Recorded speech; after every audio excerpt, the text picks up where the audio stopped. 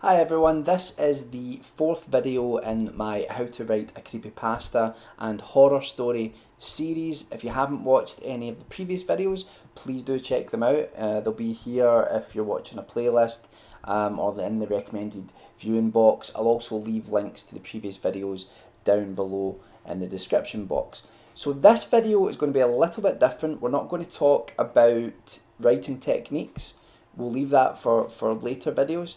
What we're going to do is we're going to talk about where to post your stories. And the reason for this is that I've received a lot of emails and messages on Wattpad and Facebook and here as well about, okay, Mike, I get it.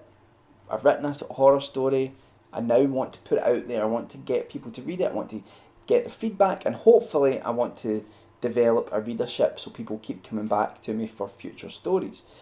So that's quite a complex issue. It's something that a lot of people don't like to talk about simply because it feels a little bit dirty, I guess is the way to put it. Marketing is a dirty, dirty business. It's not, sorry, this went south quickly.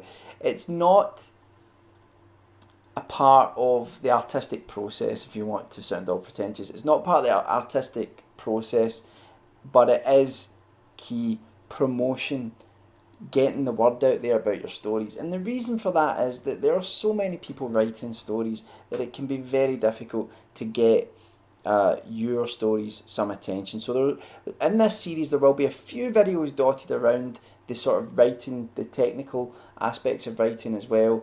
But there'll be a few videos dotted around that about how to promote your stories, how to market them, how to build a readership. So this is the first one of those essentially. And we're going to talk about where to post your stories. So when I started, I posted the first story that I shared online was a story called Bedtime. It's still the most successful story I've had. It's been read over 2 million times on various websites. And it's also the basis for my first novel, which will be released next year. So it's the story that I've had most success with, but I really stumbled across that success. I didn't really know what I was doing in terms of promotion. That was like a couple of years ago, and I've learned a lot since then. So the first place that I shared that story was on a subreddit called No Sleep. Now, if you don't know what a subreddit is, there's a website called Reddit. It's one of the most popular websites online, but there are some people who don't know what it is, so that's why I'm explaining it. Where it basically acts like a sort of forum. People can post what they want. They can post questions. They can post all sorts of things on different topics, and you get what are known as subreddits, which each subreddit normally pertains to a specific topic or genre. No Sleep is the subreddit that I use that I posted Bedtime to, and I'll leave a link to all of the sites I'm going to talk about down below. On No Sleep, you are able to post a story free of charge. It goes up on a list of stories, and people are able to vote the story up or vote it down. And based on how many upvotes or how many downvotes it gets, its visibility will increase.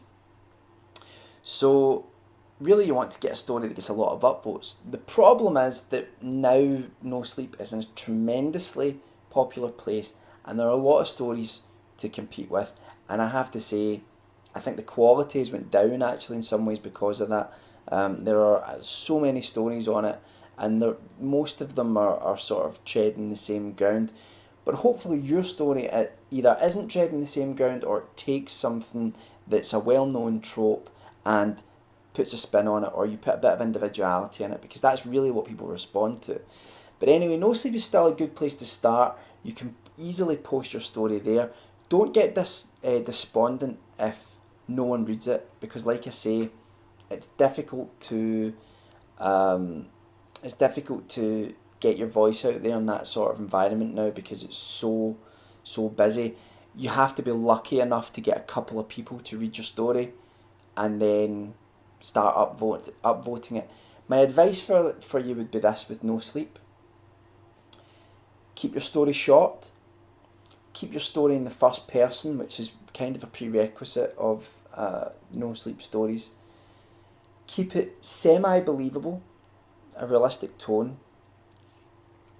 and also make sure you have a title which is sort of factual. My titles always have always suffered on No Sleep because I've had titles like Bedtime, like Off the Beaten Path, like Tunnel. Um, but the stories which do the best are kind of the same stories you find on a lot of websites these days. Um, this terrible thing happened to me. You know, that sort of thing. It's not really a literary title like you would for a proper short story, and it is a proper short story, but the title is different. You want the title to say something like, I went into my stepfather's basement and found something truly horrifying. There you go, there's a title right there. And someone will read that and go, well, what did they find? Clicks on it, reads it. If it's short enough, if it's tight enough, then it will keep people's opinion, keep people's interest, and they will have a good opinion of it. Now, I'm giving that advice, and I go against a lot of that advice because it's not really my style. I do write some shorter stories, but most of my stories tend to be quite long. But that's the niche kind of in the online horror community that I'm in right now, is that I tend to write longer stories, more character driven stuff, more sort of more like the sort of short stories I think that you would maybe not read on something like No Sleep. You would read it maybe in a short story anthology or something like that. And that's not to say that it's better, it's just it's a different style. However, No Sleep I still return to. I will always love that place because of the support that I received from there initially, and it's what really propelled me on to post Bedtime to the next website I'm going to talk about, which is creepypasta.com. It's the main website for posting creepypastas, which I've explained what a creepypasta is on other videos. If you don't know what it is, it's a sort of short horror story, online horror story that gets shared around between people. Creepypasta.com is a brilliant place. Why is it a brilliant place? Well, it has an editorial process. So that means that the owner of the website, Derp Butt, he or she, I don't know if it is a she or not, but he or she basically reads all of the submissions that they get, all of them. And for that reason, obviously there'll be too many, so they have open submission periods. Right now, they have an open submission period until January the 15th, I think it is, or in January sometime anyway. So definitely go over there. If you submit your piece, it will get read. The other benefit of creepypasta.com is that when the stories are posted, they get their own space. So essentially, the most they'll post on that website is 2 stories a day. So if your story gets accepted and posted, it will get 12 hours on the front page as the main story of that website. And that's what people will see, and they will start to read it and give it a go. The title isn't as important in that sort of website. You can use more traditional titles than you would on No Sleep. Because normally it's really the first paragraph's going to sell someone on whether they read it or not. Length isn't as much an issue. Most of my stuff's up on there, and most of my stories are ridiculously long. If you end up writing something that's almost novella length, like I did with On a Hill, oh, that's me getting a message, like I did with On a Hill, what you really want to do is split it into sections and submit it as a series to creepypasta.com. They will accept that. So break it down into 2 or 3 parts, and then what you do is you'll get normally it'll be one post after the other they'll make to tell your story, which is great. The other good thing as well is they have a website called crappypasta.com, which sounds like an insult, but it's not really. And what happens there is that there's an option when you submit your story where you say, if it doesn't make it, can it be put on crappypasta.com? And that's a place where fans of creepypasta can go on the website and they can give advice to writers about a specific story, about what they would change, what they had a problem with, and they can snag things that maybe you're not seeing. And if enough people are putting forward the same complaint, then it probably is a legitimate concern. And you can go away, rewrite it based off that, and resubmit it to the website again on the next submission period. So it's a fantastic website. The admin is really brilliant, really supportive of all the writers there. And you get comments. There's a great comment system, so you'll get loads of comments on your stories as well. You can also put a link at the end of your stories. I should say that about No Sleep as well. Some people frown upon it, but I always put a little link to my Facebook page at the bottom of my No Sleep story. It's a good way of getting people to stay with you. And that could be the same of a mailing list link, or a website link, a blog link, whatever it is, a YouTube link. And in creepypasta.com, you get to do the same thing. You get to put a link at the end which people can click on. And that's really how I've picked up a lot of likes on my Facebook fan page, is from people reading my stories on creepypasta.com, clicking the link, going to my Facebook page, clicking like, because they're curious to see, all right, I like this story. First of all, does this writer have other stories that I'm not aware of? And second of all, what's he going to come up with in the future? Excuse me, my voice is a bit hoarse. I was at a wedding in the weekend, and a lot of shouting.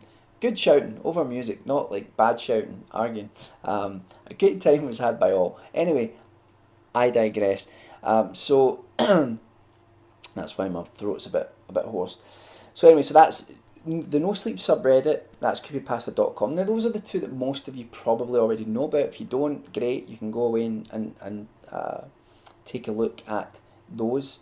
But we have other ones as well. Now Wattpad is the third one I would seriously suggest you get started on. Wattpad.com is essentially a place where you can create a writer's profile and you can host your own stories. They can be novel length. You can post chapters under a collection. You can post post a chapter of a book, and then the next week post another chapter, and the next week after that. So you can actually do it as you're writing. A lot of writers use it as feedback to get things into shape, and then they'll go and put it into an ebook, or they'll submit it elsewhere to try and get it published. It's a great community. I've got a few thousand people there following me, and again, Bedtime was really the story which got me started there. I will say, for advice, as much as I'm primarily at the moment a short story writer, the website, a lot of people love reading episodic novels or serialized novels. So they'll, like I say, they'll read a chapter a week or a chapter every few days. So if you have a novel or something that's maybe a novella, something that's a bit longer, a lot of people will really respond to that and they'll stay with you. And it's kind of like Facebook as well. It's got a social media vibe to it as well, where you can share things, you can comment on people's profiles. So that's Wattpad.com. Really, really highly recommended. Now, one of the great things about Wattpad.com is that when you post a story there, you can post a picture, a front cover for your book. And that's obviously going to be a big thing for you to catch the eye of people when they're browsing or they're being showed related stories and things like that. So try and do something that's eye-catching. If you're writing horror, it should be frightening, it should be intriguing, it should be dark, but not so dark that people can't see what's going on in the on the page. When I say dark, I mean it should be figuratively dark, not literally dark. So that's Wattpad.com. Highly, highly recommended. After that, you've got the Creepypasta Wiki, which is another good one to post to. A lot of people might know that one as well. Basically, you can create a profile on that. You can post your own stories. Now, the only thing I would say about that is be a little bit wary. You have to make sure when you post your stories, if you don't want your stories listed under Creative Commons, which means that other people can take those stories, can rewrite them, can record them, can make films of them, can do anything they want commercially. You want to make sure that you have uh, I've lost my train of thought. I hate it when that happens. You want to make sure that you put something at the bottom which says that it's original content and that you hold the copyright, basically. But again, it's another good one. It's another good one. And I've picked up a good few likes there because you can have a profile page and put up links to your social media sites and your blogs and things like that. And again, and that really is the key to this is that once you get someone to read one story, you want them to stay with you as an author. You want to say, look, I can write stories that you will enjoy. Please come with me, on this adventure, and that's really what you want to do. And to do that online, you need to keep putting links to your Facebook fan page, your Twitter account, all that sort of stuff.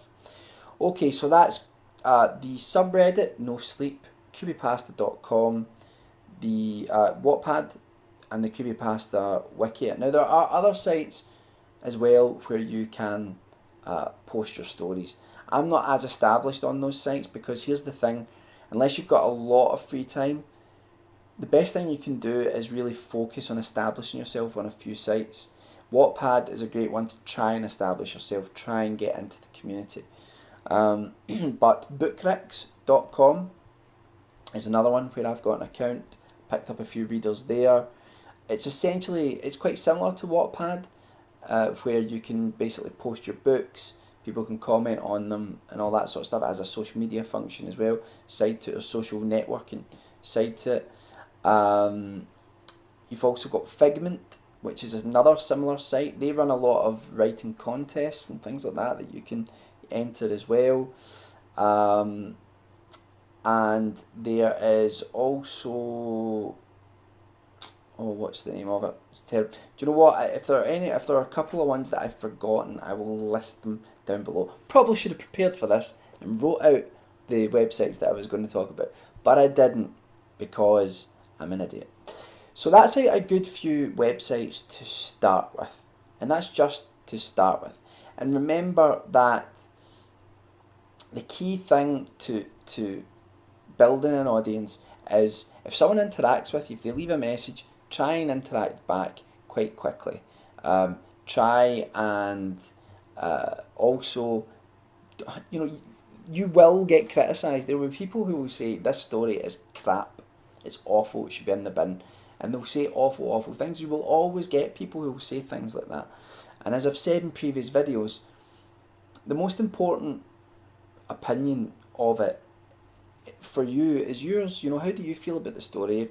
If you love the story and you think it's great, but there are people pulling it apart, you'll feel hurt by that, but don't attack them for it because it's just an opinion.